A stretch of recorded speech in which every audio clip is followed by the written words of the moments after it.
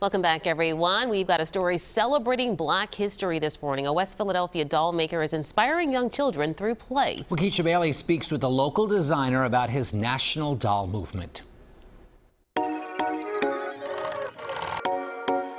When a child sees a doll that reflects their beauty back at them, there's something that happens. West Philadelphia native Mark Ruffin is making sure all little girls have a place in this world.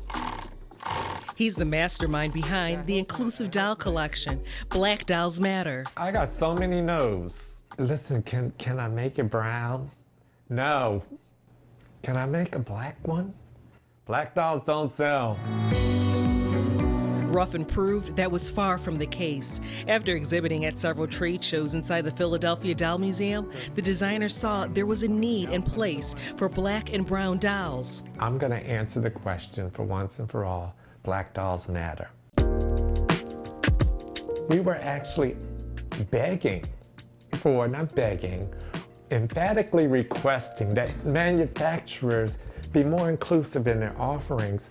I made a little doll t-shirt that said Black Dolls Matter. I would hashtag Black Dolls Matter on social media. Although Ruffin's passion is dolls, his first love was puppets. My mom taught me how to sew when I was 4 years old. My dad saw that I had an affinity for puppets. He bought my first simple puppet making books, which years later led him to Sesame Street. I made tutus for Mr. Snuffleupagus to dance with the Dance Theater of Harlem. I've made Rasta wigs for Kermit the Frog. My greatest contribution to the character family of Sesame Street would be Mimi, which is Zoe's doll. After receiving 2 Daytime Emmy Awards and a 6-year run with the Jim Henson Company, Ruffin eventually returned back to his dolls. Some are collector's items, like Princess Diana in the Madame Alexander collection. Others tell the story of legends like Aretha Franklin in the series Genius. I want to use these dolls to really uplift and empower and inspire. Ruffin also wanted to make sure that we don't forget the evolution of dolls. So in his latest clothing line for dolls, it's an ode to 1865, when enslaved children were only allowed to play with topsy-turvy dolls like this.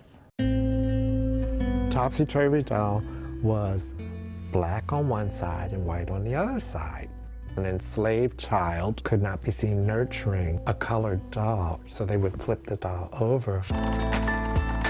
The Black Dolls Matter collection reminds us to make good with our past, but live in the present, and to be optimistic about the future, where dolls champion our differences. If children see themselves as valued and loved, we'd have a changed world. Keisha Bailey, CBS Philadelphia. Well, CBS News Philadelphia is excited to bring you something new for the little ones as we celebrate Black history. Join us for a special Storytime streaming hour. Our reporters and anchors are reading children's books by Black authors.